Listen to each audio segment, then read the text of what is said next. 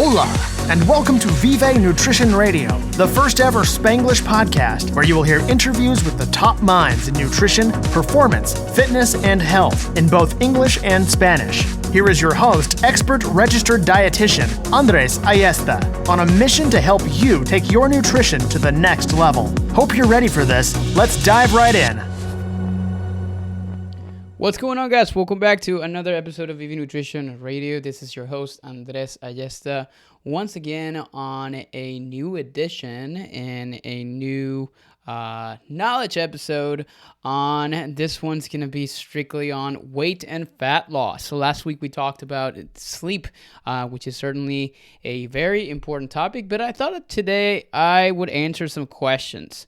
So today's episode is titled 30 Frequently Asked Questions About Weight Loss You May Be Wondering About, and I'm not going to say the right answers, but definitely answers. But before I get into that, I have some important announcements and exciting news coming up to you directly from Tampa, which is where I live. But also there's some great news coming up from Virginia. So we have a new dietitian on staff. She's going to be sort of like taking like the lead / assistant dietitian role as part of like the Viva Nutrition tribe. And her name is Dana Wallace. And Dana is a registered dietitian with over 12 years of experience working with a plethora of clients, from clinical populations to military vets. Her husband is actually serves like in the military, I think in the Air Force. She's a mother of 3 beautiful kids, and she is going to be joining us. We're going to be joining in forces to make sure that we continue to provide impact to you guys. Unfortunately, my hands are full as I try to obviously build and run this company and this business, and this is an opportunity for you to be able to work with somebody different that has been trained directly with me. Now, we're opening spots very limited to only 10 people to work with Dana, and we're super proud and excited that we have expanded to this point, and we continue to provide massive impact throughout this entire process. So that's something that is coming up pretty soon. Now, we're going to put a link down on the show notes if you want to join, if you would like to be a part of the wait list that continues to grow by the day. And we're going to start reaching out. The way it works is simply you fill out an application, which you're going to see on the show notes. And there's a link in there, and you're going to fill out that application. We're going to receive it. We're going to review it. And then if we're a good fit to work together, we're going to schedule a discovery call. We're going to get on the phone. We're going to talk about your goals. We're going to talk about some of the things that you may be struggling with, and basically give you a perspective and an overview of really what makes this coaching process a little bit different. How we're obviously rooted on important pillars of helping you achieve success and give you the results through obviously accountability and education and motivation and lifestyle and mindset transformation. So we're super excited for that. Now, if you definitely are listening to this and you're excited as I am to not only be a part of Team Viva Nutrition, but work with Dana as part of this entire process, we'd be more than happy to chat with you and get you started. But hey, let's talk about weight loss, because most likely if you reach out to us, it's going to be one or two reasons. Either you're a professional athlete or a high-level athlete, or you're somebody that is trying to improve body composition, because those are the typical type of clients that we currently have for Viva Nutrition. But today we're going to be talking strictly about body composition, specifically weight loss. I don't like to use the word weight loss because I don't like to actually put numbers on the scale to be able to represent success. And as a matter of fact, I prefer to use the fat loss term. But just because we live in the 21st century, and that's obviously fat losses doesn't really sound as sexy as weight loss, we're going to be talking about the number on the scale today. But we're going to be answering 30 of the most frequently asked questions. These have been questions that we have compiled from someone like the very renowned blogs, like from Oprah, from Eat This Not That, and some of the questions that we get as part of our coaching program as well all the time. And I wanted to make sure that we dissect them down. We're going to try to kind of run through this fairly quickly. We're not going to dive deep into the science and all that kind of stuff, but just kind of give you some rapid fire answers as far as what these typical questions are going to be all about. So let's get started, shall we? Let's get on with the first question, and here we go. So the first question is, you should weigh yourself often. True or false? The answer is false. But here is my thought as a dietitian, and this is a really interesting conversation that I had with Jordan Syed. He's a pretty prominent influencer who teaches people like the truth behind weight loss in a really fun and nice way. But Jordan told me that fearing the number on the scale and fearing you weigh yourself every so often, it's like having a fear for something, or like having a fear for like spiders and just completely avoid them. Now, that's what most people actually do. But if you have a fear, if you have something that you are kind of like try to avoid it obviously doesn't solve the problem. It just makes it, you're just trying to cover it up. Now, do you need to weigh yourself every single day? With some of my clients that we do macro tracking, sometimes it's required because I want to see trends and fluctuations. But do you really need to do it every day? Not necessarily. It's important to create trends. And the way I explain it to my clients, weight, it's a data point that helps you. It's kind of like part of a bigger picture, but you got to understand that weight is made up of different components. Your body's, like 70% of your body is made up of water. So whenever you have obviously like some sort of like weight loss or weight fluctuations. This happens to my clients all the time. They go out to drink on the weekend and they come back on Saturday, on Monday, and their weight spiked up like by 6 pounds. And then 3 days later, they get an email super, super worried about this and everything. And and I tell them like, just wait 3 days and you're going to see what happens. And then the weight comes back down. So water is a big thing that makes up weight. Obviously, your fat, it's going to be another big part of it. Minerals, bone, muscle, all those things actually make up your entire made up of your weight. So a lot of times there's a lot of fluctuations that come along the way as far as that. So, as I give you an example, I had a client today that she's gained like about 3 pounds of muscle in this process. And she has been a little stuck as far as like the weight, yet she starts to see those kind of changes, but she sometimes gets a little rattled up about the fact that the weight is not dropping. So that's why sometimes weight and weighing yourself every so often, if you don't understand what it truly means and you develop a good relationship with it, may not be ideal. But I actually prefer to confront the issue by just obviously facing it and creating a good relationship with it. So that's number one. Number two, which fats should you cut back on to lose weight? And the answer is none. Every single time somebody tells you need to cut out this and cut out that, they're just creating fear. And when you create fear over something, all you're doing is you are getting people to really kind of go through life scared about doing certain things because they're afraid they're going to either gain weight or they're going to do this or they're going to do that. So now, of course, there are fats that are going to be more beneficial and there's fats that have specific properties. So I definitely will tell you that you have to limit saturated fat consumption, especially if you're on a diet that is consisted of like whole foods and it does have like obviously a good amount of like, carbohydrates in it and so forth. In some cases like ketogenic diets and things like that, the narrative can be a little bit different. There's some really new studies showing something different as well. But what I would tell you is you don't have to cut out specific fats, but I would more encourage you to include more of the healthy fats. Are going to be things like coming from monounsaturated fats. Things like, for example, includes avocados and nuts and seeds. You just need to be careful on the amount that you consume because a lot of times what happens is that many people don't necessarily control how much of they're getting, and you got to remember that fats contain more calories per gram on a per gram basis compared to carbs and proteins. So it's very easy. I remember one time I went to Trader Joe's and I had an entire bag of walnuts, and when I added up the amount of calories I had and didn't really feel like I had a lot of food, it was closer to 1,200 calories just from that fat. Now it's a healthy fat, but it's still amounted for calories. So if you want to, it's not necessarily which fats you need to cut back, it's just how much you need to be cutting out from there to help you lose weight. Now, that's number two. Number three, to help lose weight faster, you should drink water before meals. True or false?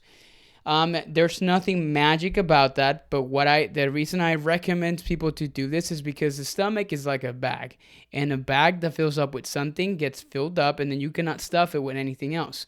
Whenever your stomach gets filled up with food or liquid, it immediately sends a signal to the brain that says the bag is full, I need to stop eating. So your mind connects that to obviously your desire to eat, and then you stop. And obviously that's the way that gets regulated through specific hunger hormones like leptin and ghrelin. So when you go to restaurants, it's really helpful to really kind of drink a little bit more fluids if you feel like you're ravaging or too hungry, because it helps fill up the bag a little bit. So it's going to help you maybe not eat as much. So there's some truth to that, but there's nothing specifically magic of the way that you would metabolize foods or so forth, like you may hear often. Number 4, if you eat much at lunch, you should skip dinner. Yes or no? One of the things as far as like weight loss is concerned, it's like it all comes down to calorie balance. And that's obviously the bigger part that I always start teaching a lot of my clients about. You know, if you consume more calories than what your body requires, there's likely chances, if you do that consistently, that you're going to gain weight. Now, a lot of times this is what happens. Most people, they start to look at a micro level, like weight loss. They start to look at a micro level. They look at it, you know, from the perspective of like, if I eat too much this lunch, I'm going to have to skip dinner. Now, that's a one-time thing. If it happens often, of course, it may create an unhealthy balance as far as like your calories are concerned. But if it's something that happened once and you're still hungry at nighttime, maybe that day you consume more calories than your body requires, but you need to start to look at the bigger picture, and you need to start to look also at what happens in the rest of the week.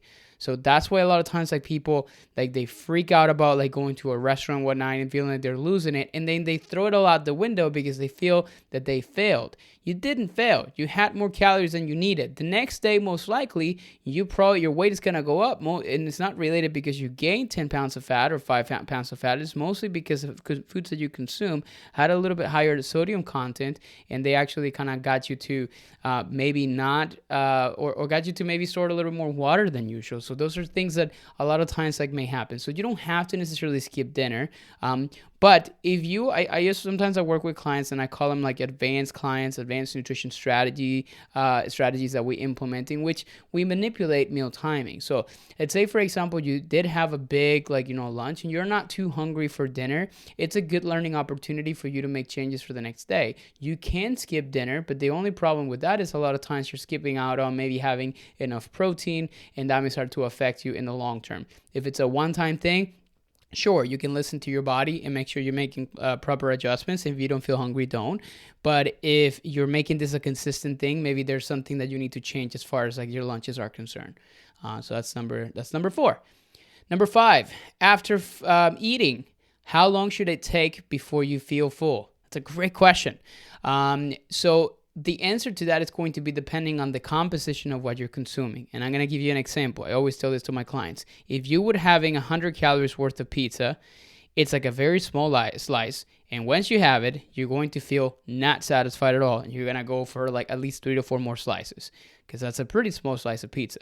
If you take the same 100 calories worth of broccoli, it's a bigger container. In an ideal world where both, in like a fantasy world, in a unicorn world where both would taste the same and you would have both of them, you're most likely going to feel more satisfied and full when you have the bowl of broccoli compared to the pizza. Why? Back to the question I answered as far as, I think it was question number three, which is the stomach is a bag.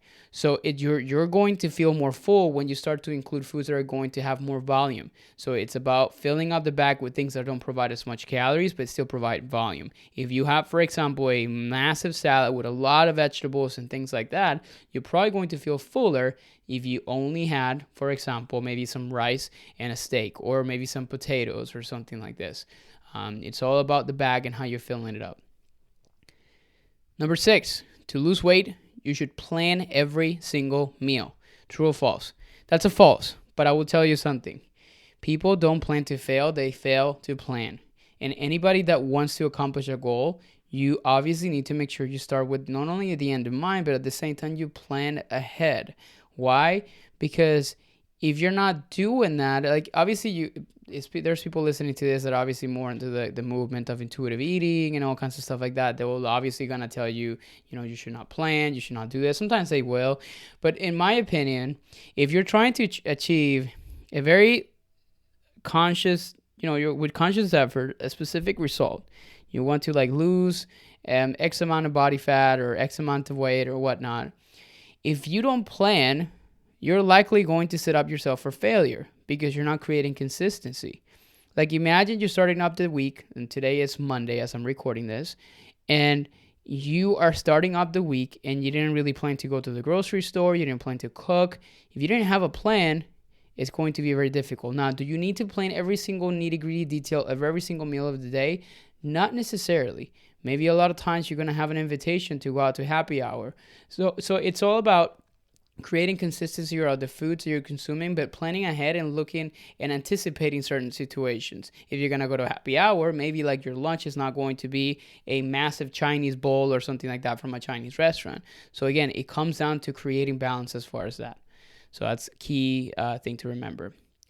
Another question, number 7, why should you keep a food diary? You should keep a food diary because it helps you create awareness. And awareness, as my mentor have always told me, it creates change. When you know when something is wrong, when people says I'm not losing weight, okay, what are you eating? I was like, well, I don't know. I'm eating healthy. What does that mean? I just eat vegetables and salads, and I eat and juices, and some vegan cookies. Oh, how many vegan cookies? So a lot of times people don't understand what is it really that they're consuming. So in our program, what we do with our clients is we have them complete a food audit. So they track their food for 7 days, so we get a better idea of where they are at and what changes we need to make based on that information. A lot of times it's pretty eye-opening. So I do think as you're starting off this weight loss journey, if you're new to it, a food diary is going to be a helpful tool to help you create awareness. Which carbs should you avoid to lose weight? N-O-N-E. None. No carbs should be avoided to lose weight. There's a big trend, obviously, on ketogenic diets, low-carb diets, all these different things. Of course, they help. They help you drop the amount of calories you're consuming. There are some research studies showing that dropping off carbs are going to be more effective than not doing it, even so in a caloric deficit. I still think the research is inconclusive as far as that. I have personally witnessed, not only myself, but all my clients, how people, when they consume carbohydrates in a controlled manner, they can still achieve weight loss. Even eating things like donuts and cookies and sweets and things like that. It's all about creating consistency and creating something that is sustainable. So you don't have to cut out any specific types of carbohydrates. Now, here's the caveat. If you were consuming 80 to 90% of your carbs, and they are coming from places like white bread and sweets and sugar and all kinds of stuff like this, here's what's going to happen. It's not necessarily that your insulin is like playing you like games, or because for most people, if they're healthy, your body's going to do the right job to be able to put, your sugar and everything in the right places. It's not sugar that is making the problem. It's like consistent overconsumption of it. Why? Because when you consume something that is sweet, something that is sugary, that is deprived of fiber, what happens is you tend to have like this huge spikes in blood sugar daily, but you also that's usually followed by big crashes. And when you crash, I tell people that when you kind of hit that bottom is when you also feel yourself with anxiety. And that anxiety, it's also preceded by, or usually that goes, that goes after or before, obviously, the big hunger starts to hit. And you create like this like constant, we're just going to call it this like vicious cycle. So that's something that a lot of times people sometimes like do not understand, and that's a part of it that I feel like it's important for us to really to kind of hone in on, because many people don't they just like create like this vicious cycle that is just like ongoing, and that's really what the main reason why a lot of times like people overeat sometimes during the day, or they try to avoid specific carbs, but then they have a cookie and they just can't stop. There's a question about that later on, so stay tuned. Anyway, so that's number 8. Number 9. If I'm in a calorie deficit and I'm not losing weight, I probably have a damaged metabolism, correct? I get this stuff all the time. And there's a lot of controversy, like if you go into like the social media world and even like within academia, like there's people that will tell you that that's actually true, and there's people that will tell you that it's not. I'm a little biased. I think there's a little combination of both things. I do think there's some research to show some areas that are important and related as it relates to, like, I don't call it damaged metabolism, but the way that your body's processing food. But at the same time, I do believe that at times like people use the damaged metabolism, quote unquote, excuse to kind of for something that may not be like related to anything like that. I'll tell you when there's like, there could be like some damaged metabolism issues, and I've seen it in the past with clients that I've worked with. People that have a history of chronic dieting, chronic calorie deficits. This happens a lot in bodybuilders and bikini competitors for females and things like that. The problem with that is like they're putting their body through so much damage, so much stress, metabolic stress through obviously calorie deficits ongoing, that the body adapts to a specific, metabolism, specific ways. Like, when you create so many deficits, your body's responses hormonally is obviously going to change, specifically in women too. Your thyroid hormone starts to kind of like affect, change up. I have seen women that have suffered from like thyroid problems whenever you go into chronic deficit and chronic diets for the longest amount of time. So there is such thing as having your metabolism not working with you, but against you. And there's obviously some things that need to be done to be able to repair that. Make sure that you listen an episode called Reverse Dieting. I don't remember exactly what number is it, but it's a good episode that explains how you can maybe fix that in the future. So I don't think it's like necessarily, but in other cases, a lot of time people use that as an excuse, and it's not necessarily damaged metabolism, but maybe sometimes people are not really in a true calorie deficit, which happens a lot of the time. They really think they are, but they don't really have a good understanding of how to track nutrition, how to make sure that they're putting in the right things, or sometimes they don't even track or create a food diary to understand exactly what's been going down. So those are things to remember and to really understand. Do I need to track macros to see results? It depends. It depends on where you're starting. It depends on what the goal is. It depends on your current body fat levels.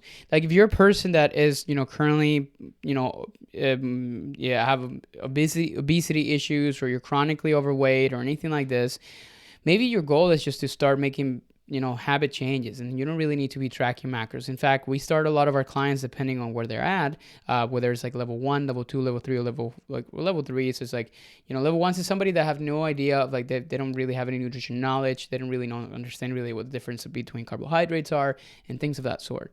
So for that kind of people, like obviously macro tracking may not be the most ideal scenario. So in that kind of case, what we try to do is we try to kind of teach more behavioral change, habits and changing lifestyle factors and things like that are going to help you make better decisions. So for those, you don't really need to track macros to be able to see results. But for somebody that is maybe already lean, somebody that is working on not only on body composition and things like that, maybe that's somebody that does need something a little bit more in depth, a little bit more specific. And in that kind of case, we have to make sure that that's something that helps you create awareness. And then when you know how much protein you're consuming, carbohydrates and fats, it helps them a little bit more in the process to understand what's working and what's not. That's another key thing. 11, is intermittent fasting an effective strategy for weight loss? Yes and no. Intermittent fasting is a meal schedule, not a diet. Let's start off with that. And what it helps you do is it helps you create a window of opportunity where you eat and a window of time where you don't. But then the window of time where you don't is usually more extended. So you're limited to sometimes anywhere between 12 to sometimes even 4 hours where you can consume food. So in that small window, it's really difficult to be able to consume too many calories, and whenever that happens, you're creating a deficit, not even wanting to. So this happens for a lot of people that just starts intermittent fasting without understanding it very well. There are some studies that show that intermittent fasting can be more effective in the type of body composition. So essentially, the type of weight that you lose, like body fat, may be more effective when you actually do intermittent fasting and you skip breakfast compared to if you only, let's say, if you're eating like breakfast, lunch, and dinner. But that's still inconclusive. You don't have to do intermittent fasting to accomplish weight loss, but for some people, it may be very effective. So keep that in mind. 12. Do hormones alter my weight loss journey? Yes and no. There are hormones that will do that, but it really depends on the person, and this is a very intricate question to answer, mainly because it's very personal. Everybody has different hormonal profiles, but then it depends on many different factors. There's people that are insulin resistant, and that's going to be affecting their weight loss journey. There's people that have leptin resistance and maybe obviously have too much weight on them, and that's something that helps them or basically keeps them from being able to be satisfied. Leptin is a hormone that basically tells your body you're full, and when there's leptin resistance, it's like your mind doesn't really understand the actual signals that are being sent to them. So again, yes, hormones can definitely alter your weight loss journey, but it's very individualized. Not everybody has a hormone issue. Many people blame their hormones on their weight loss, or their lack of. And a lot of times it's just not even that. There are people that truly have issues with hormones. There's people that do not. So a lot of times it's not the issue here to blame. Number 13, I heard my gut health impacts my weight loss. Is this true? Yes, it is true. There is some interesting studies that show that there's specific, your gut health and your microbiome, it's an entire ward in itself. You even have more bacteria in your gut, more so than you have cells in your body. It's insane. It's kind of like a huge, massive city. It's like China down there. So obviously, some of those like little live bacteria, those are like actual organisms, and they are conducting certain things that may actually have a lot to do with like weight loss is a concern. It may create some resistance. The research behind this is very inconclusive, but there's a really interesting study that basically showed that whenever you put like some this is gonna sound gross, but when you inserted some bacteria from an obese rat into a skinny rat, in animal studies, the skinny rat got fat. So that's where they kind of got this idea that if your if your microbiome is not, or like your gut health is not ideal, then obviously you may be having issues with weight loss. But I think it's still very inconclusive, and I cannot give you a definite answer on this, but definitely can impact it. So that's important. It's all about calories in. We're in 14, by the way. It's all about calories in and calories out, right? No. Yes, but no. A lot of the questions are yes, but no. But here's the truth on that. So it's not necessarily about, like, a lot of times, like, people think, well, as long as I get less calories than I consume, I'm going to lose weight regardless of what I eat. But that's not the narrative that we want to have, and that's why I say no. Because if that's the case, you're creating a very unhealthy balance as far as like the food choices that you're making. You're going around the day like thinking, well, if I eat like 5 slices of pizza, I'm just going to fast for the rest of the day because that's all I'm going to be consuming. So when people follow this calories in, calories out approach, sometimes they fail to start to see the quality of nutrition actually matters. So that's a part of it that I think many people don't understand. And there's so much misinformation out there that it's important for you to be able to get it right. Yes, you need to be consuming less calories than what you're actually expending in order for you to be able to drop some weight if you're a person that is completely healthy. But obviously, quality matters, which actually leads to question 15 on here, which is, are all calories created equal? I actually got this question from like Oprah's website. Do 50 calories of Godiva chocolate cause the same weight gain as 50 calories of grapefruit? The reality is that they both have 50 calories, but here's the thing. When you consume 50 calories worth of grapefruit, that may be actually equal to an entire, full grapefruit. A Godiva chocolate may be a little bitty tiny piece, and likely chance of you're not going to be satisfied by one. So you may be fuller with the grapefruit, and overall throughout the day, you're going to feel fuller, and you may not obviously eat or overeat. So just because you have the both, obviously they are both 50 calories, exactly the same thing, but it's more about the effect or the what would follow the consumption of those 50 calories between those two. Of course, there's more nutrients and micronutrients in grapefruit compared to chocolate, but there's also some nutrients in chocolate. So again, it all depends on the way you're looking at it and the effect that the consumption of those 50 calories are going to represent. The same thing I tell people, if you consume 300 calories worth of like a McDonald's McMuffin and 300 calories worth of a homemade breakfast with maybe some oats and some fruit and all kinds of stuff like that, I bet money that when you have that McMuffin, you're going to be hungry within a couple hours, and at the same time, you don't really get as much fiber and so forth. Now versus having a breakfast at home, it's going to be a little bit different. So that's a key thing why I tell a lot of people that it's not just about calories in and calories out. Quality matters because it has a really bigger impact on the decisions that you're making, not only on a daily basis, but a weekly basis, a monthly basis, and every single year. 16. Is it true that a longer, easier aerobic workout burns more fat than a short burst of heart-pumping exercise? Yes, it does, but it's a little bit more complicated than that. Why? If you get on a treadmill or if you get on a Stairmaster for 30 minutes, obviously your heart rate is elevated more for a longer duration of time. Let's say for 30 minutes. And let's say that you only did 5 minutes of a pretty high intense workout where your heart rate went a lot higher than it did on the treadmill.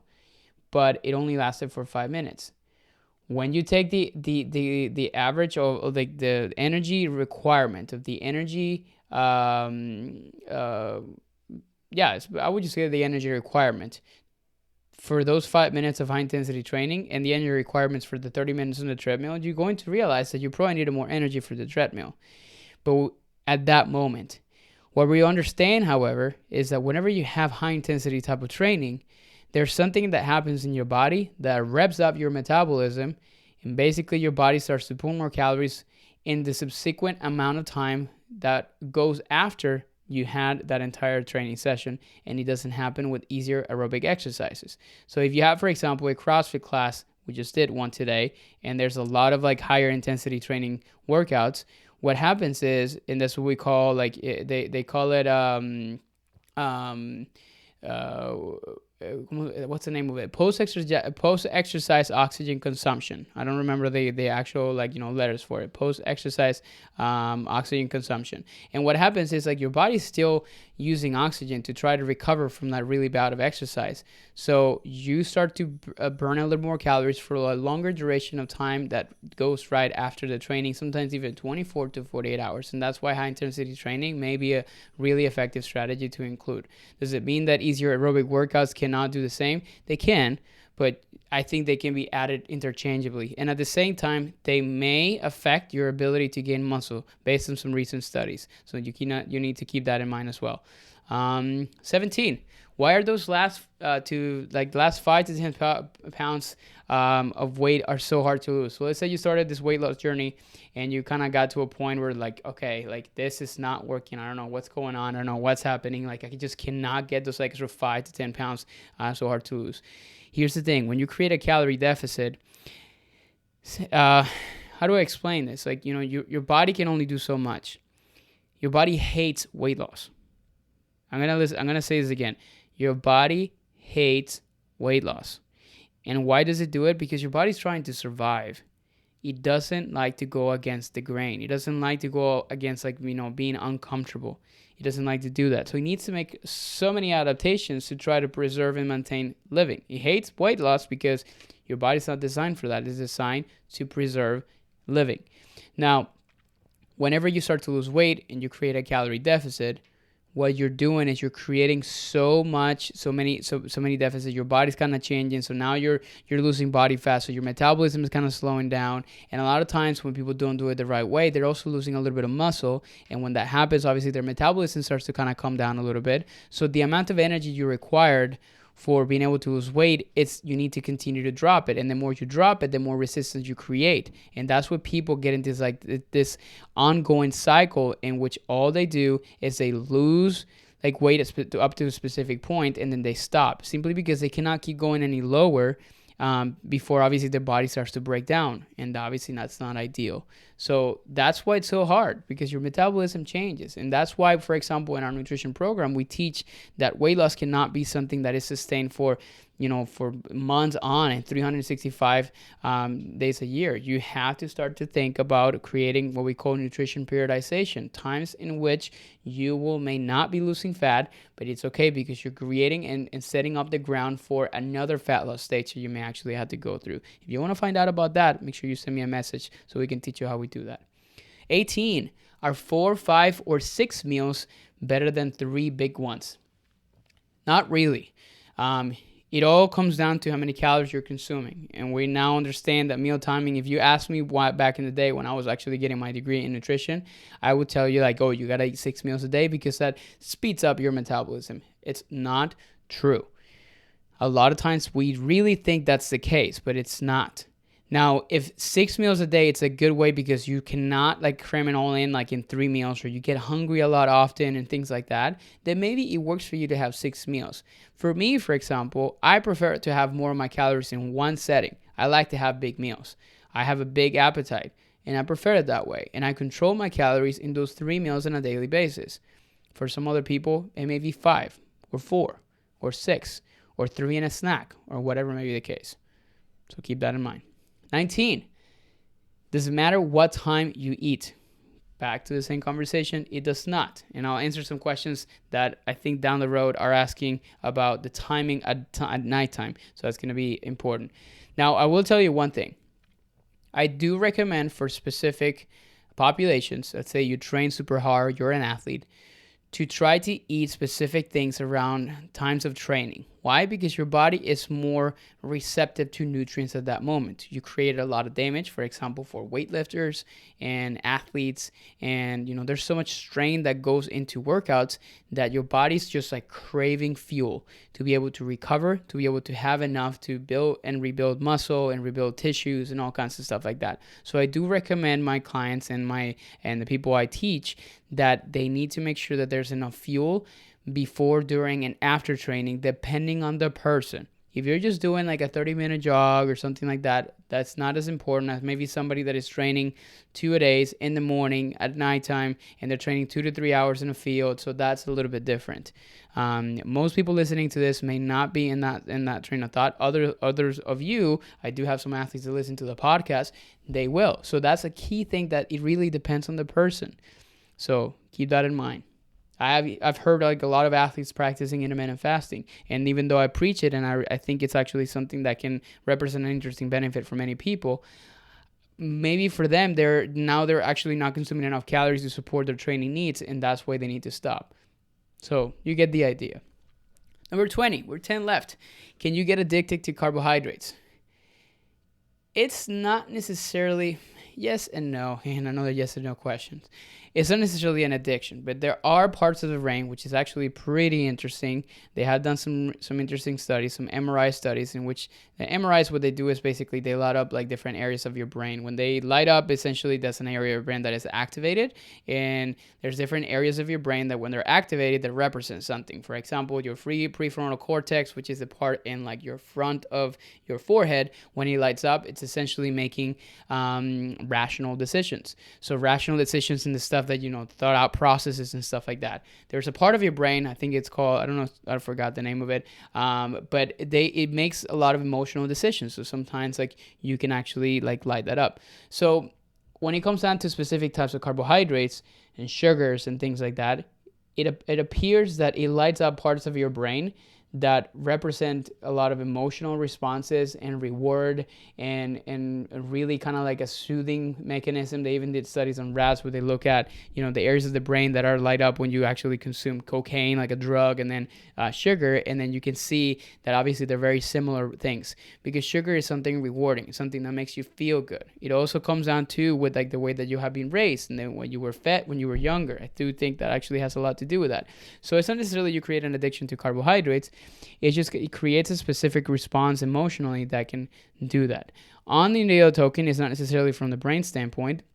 It's more about the reaction that you get from carbohydrates. Is what I was actually talking about earlier. If you had a piece of chocolate, that's just something that it's not a lot of volume. It adds a lot of calories, but not a lot of volume. You're still hungry. You're going to want to eat more. And obviously, because you're connecting that with the emotional responses that something like chocolate would give you, then there's the reason why people call themselves addicted to carbs. You're not really addicted to carbs. You're just not really having the right ones, or you really have developed a really unhealthy relationship with foods, and that's a part of it that needs to be worked on. I can go on and on this, but I'm just going to stop right there. 21. Why can I stop eating the bread from the breadbasket? It goes back to the question number 20, which is, can I get addicted to carbohydrates?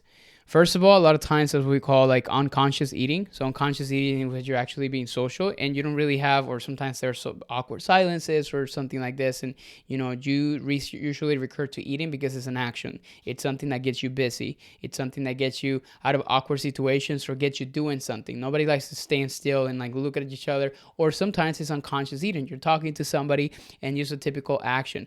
It tastes good, of course. And also bread's it's like glucose. And if you're hungry from the day, then obviously it's just kind of like a cascade reaction. There's not really something or specific signs that exist behind you not stopping to eat the breadbasket. It's more of a combination of things. 22. I have salads for lunch every day. I'm still not losing weight. What am I doing wrong? Maybe that, exactly. Not necessarily that salads are bad for you, but salads are not this magic elixir. And this is when most people get it wrong. Just because you have a salad doesn't mean that you're actually having a healthy, well-balanced diet. A salad is going to cut out a lot of the calories, sure, but it's still going to create a lot of like hunger cues. It's still going to create a lot of anxiety.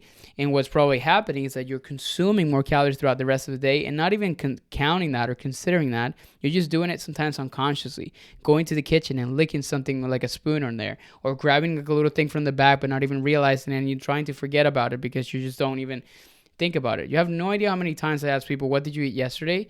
And when I go through it, they give me one version. And when I go at it again, they give me a different version. And then we go at it like on a third time. And I tell them, I just want you to be honest. Like sometimes it adds up like 5 to 100 to like 1,000 calories extra that they were forgetting to tell me. It happens all the time. It's not because of the salad you eat at lunch that actually makes it healthy. It's what you do the rest of the day. So when you have a salad and fruit and some good like whole grain carbohydrates and some lean proteins, that's a little bit different because you control your intake a little bit better throughout the day. 23. What should I do when I'm still hungry after dinner and all I want to do is raid the fridge? Number 1 is take it as a learning lesson. That means that your body's kind of sending you the bill for the entire day. Most of us are actually pretty active throughout the day and very inactive at nighttime. At nighttime is when we sit on the couch, we get busy, we watch TV. There's a lot of obviously emotional connections in there. Maybe we grew up like watching TV and eating something, so that's something in there too. And maybe the fact that you didn't really eat enough food throughout the day. This is why it happens to a lot of my clients. They are busy throughout the day. When you're busy, sometimes you don't think too much about food. And they get home and they're not busy anymore. And their body like is kind of like passing you the bill. Hey, listen, we haven't really given me enough food. I'm now going to like literally flare up all of my hormones and all of my cues to make sure that you fit me whatever you can. Now, there's a connection. There's a disconnection actually. Like your brain is telling you need food, but then your emotional brain is telling you, let's eat anything that we can like actually get in front of us. And we create this unhealthy eating habits of like eating, like pizza and like the wings, and not necessarily there's something wrong with that, but it just kind of creates that ongoing situation. So what can you do instead? Try to start to look at what you're doing throughout the day and create more balance around that. So at nighttime, you promise you're going to feel a little bit better. But if you're doing everything right and you're still having this kind of happening because maybe you're in a calorie deficit and hunger is something that's going to happen as a result, make sure you try to do some maybe higher protein intake.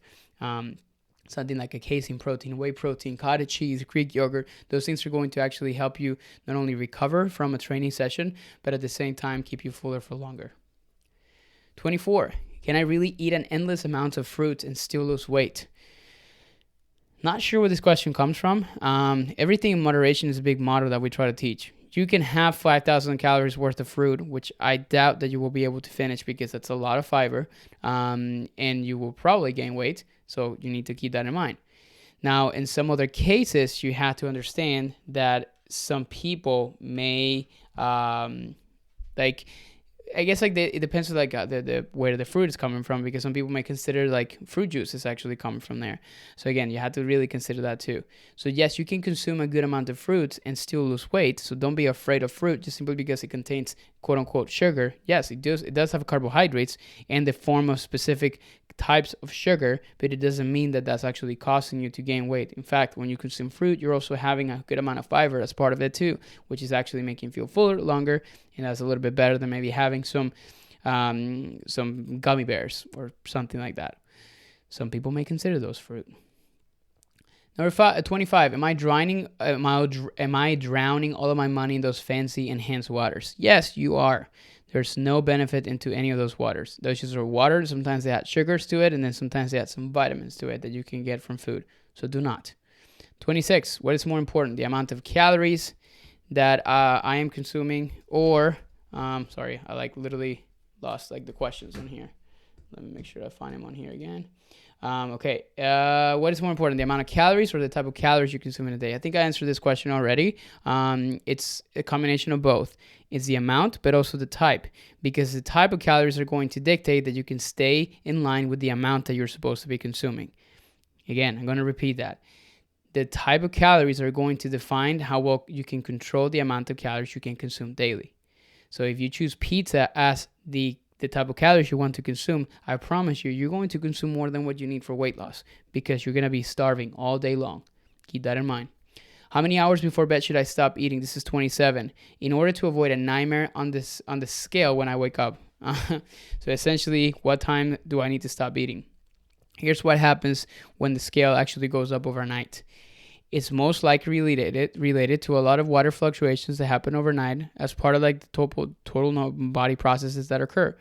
Not necessarily like the amount of time that you need to stop eating before bedtime. It's more about what are you consuming at nighttime. If you're consuming a very salty meal, most likely what's happening is like you are consuming a lot of salt, and it's kind of creating a lot more water accumulation. So you need to let go. And then a lot of times what happens, and don't freak out about the scale. You look at it, oh my God, my number is a lot higher today. It's probably related to something I had last night. No worries. And if you weigh yourself later in the day or even the next morning, you'll see obviously it kind of like went down again. So don't sweat it. Now, I will tell you one thing. Eating too late and the specific kinds of food that you will consume can and may affect your sleep quality. And sleep quality can affect your body's ability to lose weight effectively. If you don't believe me, listen to my previous episode where I talk way in depth into this based on a book by Dr. Matthew Walker on why we sleep. 28, is juicing an effective way to get vegetables? Yes, but you are also setting up yourself for failure because of the fact that you're consuming a lot of fruit from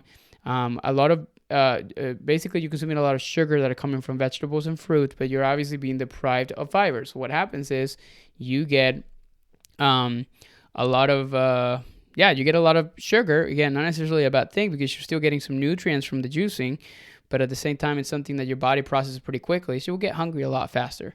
So keep that in mind. A lot of times they add up a lot of sugar into really small containers, into really small amounts, and sometimes people, just because they're juices and they're vegetable juices, they don't even count them or think they actually matter. So keep that in mind. 29. Will cutting out dairy help me move the scale in the right direction? There's some research still to support that just because you cut out dairy, you're going to have you're going to lose more weight. There's people that have dairy intolerances, and in some cases they have to, but I don't think dairy is gonna do that. Now, dairy, consider that like whole milk, for example, contains a good amount of calories. It contains almost like, I think, like 8 grams of fat, 8 grams of protein, and a good amount, 12 grams of carbohydrates. So when you're having like maybe a skim milk, it's gonna have like a way different impact. So keep those things in mind as far as that. Last question, 30, and we're wrapping it up. Why is it hard to lose weight each time you gain it back? So let's say that you're a chronic dieter and you lost a bunch of weight, and it's what I talked about earlier. Your metabolism changed, and then you went back to eating, bad habits and all kinds of stuff like that. And what happened? You gain it all back. And that's a typical thing that happens to many people. Now, it's because of the fact that you're kind of going through like this up and down process and not necessarily giving enough time to your body to be able to heal from a calorie deficit. So again, like it changes the way your body's like processing certain things. And a lot of times it's also related to the fact that sometimes they're not doing it the same way. Your motivation is not the same. And sometimes you don't really give enough time for you to be able to see that. Most people expect to see results in a week, when in reality, results, and I tell people, should be expected to be seen in a year. That's an exaggeration, but it's the best way to start to think about it, because when you deviate your focus so much on the results and start focusing more on the process, I promise each one of you guys listening to this podcast that things will happen. And that's all I have for you guys today, my friends. Thank you so much for listening in today. That was a long episode on a solo one, but hopefully these questions resonated with you. You want more? Let me know. Hit me up on Instagram. Let me know what you thought of this. And of course, I'll be more appreciative if you obviously drop a review, because the more reviews we get and the more information that we get, like some feedback that we get from you, the better content that we can start creating and putting together. Thank you guys so much for listening in, and I'll see you guys next week. Take care. Hey, thank you so much for listening to another episode of VV Nutrition Radio. I wanted to ask you a quick favor.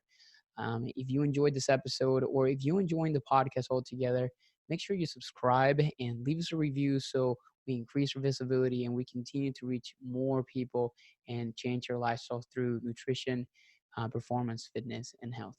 Thank you guys so much, and I'll see you guys on the next one.